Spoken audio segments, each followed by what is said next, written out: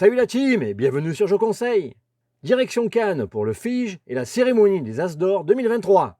Allez, c'est parti! « 73 000 visiteurs étaient attendus cette année, répartis à l'extérieur et sur plusieurs niveaux. C'est un joli score, sachant que l'entrée était payante pour la première fois. On commence par le montage du stand Ludonote, un tour dans les allées pendant le montage des autres stands,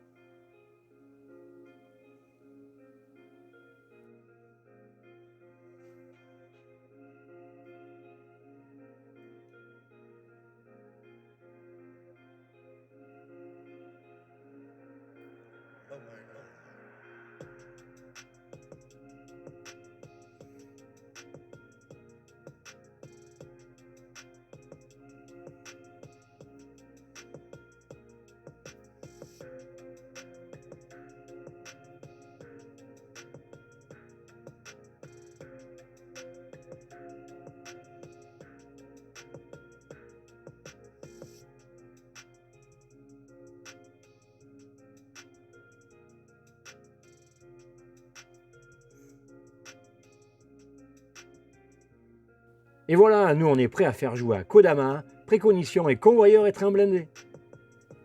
Beaucoup de monde dans la file d'attente dès le premier jour.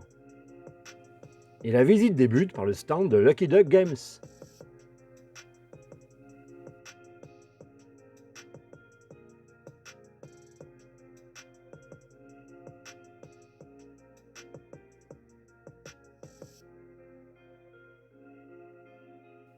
Earth, un jeu de combo de cartes et de création de moteurs, dit Engine Building, avec des mécanismes rappelant Wingspan et Terraforming Mars.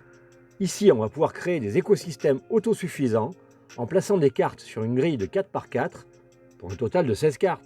Par contre, hormis la course aux objectifs, il n'y a que très peu d'interactions. Dune Imperium, extension Immortalité. Vous allez pouvoir jouer avec les Benitelax dans cette extension, en créant des améliorations génétiques, en recrutant des espions danseurs visage et même des golas, des individus ramenés à la vie.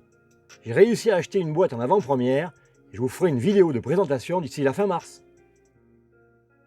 Le stand de Super Meeple était également bien rempli, avec Ark Nova, nommé à l'As d'Or catégorie expert, mais aussi Coffee Traders, un jeu de production et de commerce du café, et bien d'autres choses en démo. Chez Schmitt, on trouvait Mille et Fiori avec l'extension Les Chefs-d'œuvre, qui sortira courant 2023. Celle-ci apporte un plateau secondaire avec de nouvelles cartes et de nouvelles mécaniques qui viennent enrichir le jeu de base, en lui apportant plus de dynamisme, plus de contrôle et plus d'interaction.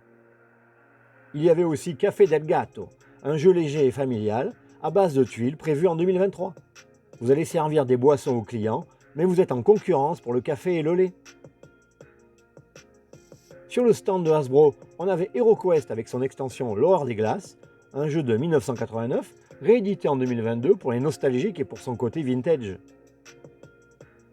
Et également Betrayal at House on the Hill, là aussi une réédition du jeu sorti en 2004. Vous devrez explorer un manoir avec votre personnage et découvrir ce qui s'y cache. Mais attention, vous risquez de devenir le traître de l'aventure. Beaucoup de jeux présentés chez Yellow, comme King of Monster Island, Mindbug et Starship Captain.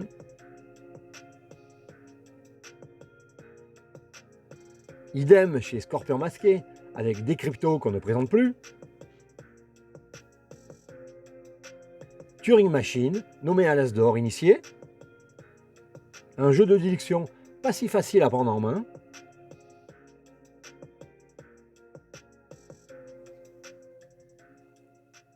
belle déco chez Gigamic pour présenter le jeu de rôle Critical Foundation.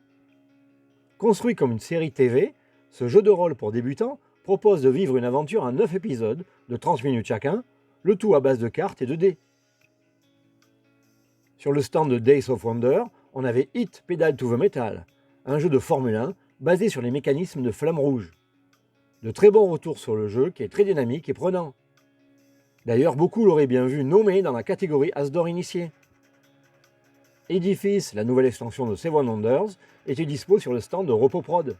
L'extension apporte de nouvelles cartes qu'il faudra construire à chaque âge, avec des bonus à la clé, ou bien des pénalités si on n'y a pas participé. Le niveau 0 était entièrement consacré aux jeux enfants.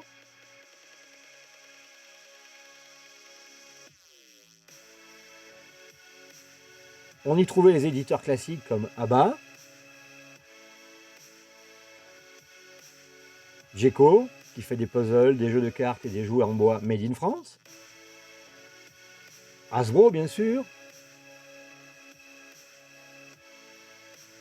La Fnac. Et pour finir, Jouet Club, une chaîne de magasins de jouets ayant le statut de coopérative. En présentation, il y avait Mysterium Kids, nommé à l'As d'Or catégorie enfant, qui reprend le principe de son aîné. Mais cette fois-ci, il faudra découvrir les indices en écoutant le fantôme tambouriner sur son instrument. Au niveau 1, on avait le jeu de rôle, le wargame et les figurines.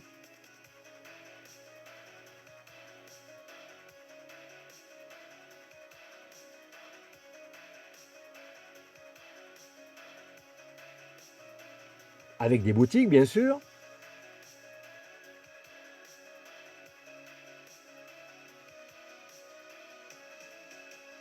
Quelques éditeurs comme ici la société Eldercraft. Sachez que la plupart fonctionnent maintenant en financement participatif.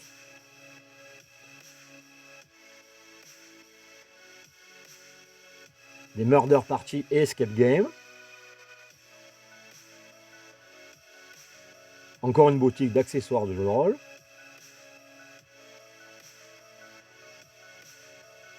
Et les 12 singes, un éditeur français de jeux de rôle et de quelques jeux de société.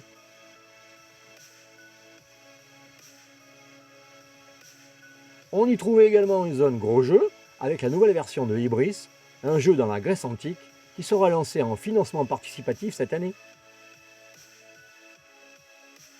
Tinted Graal, un jeu avec une campagne narrative de plusieurs dizaines d'heures.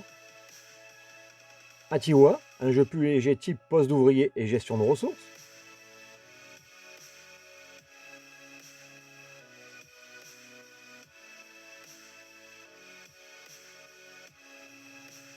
Fédération qui a été nommée dans la catégorie As d'Or Expert. Et ISS Vanguard. Celui-là, j'attends avec impatience sa livraison en VF. Et bien sûr, j'ai prévu de vous faire une vidéo dessus.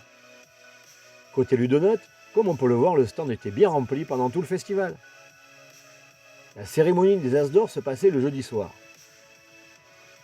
Les gagnants étaient Flashback Zombie Kids en catégorie enfant, Challengers en initié, Arc Nova en expert et Acropolis en grand public. Un tour du côté des espaces pro avec le distributeur BlackRock qui présentait ses nouveautés dans le catalogue 2023.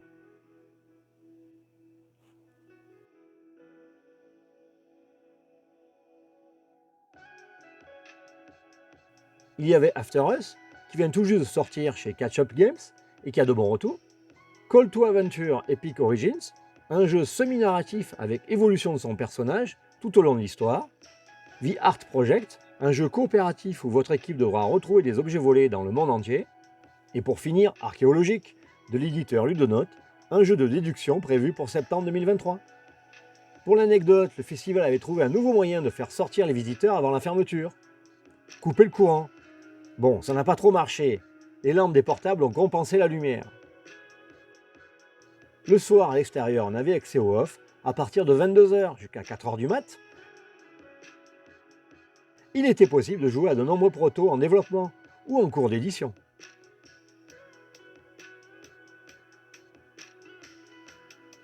Et voilà, c'est fini, le stand est rangé, et à l'année prochaine, avec Je Conseille.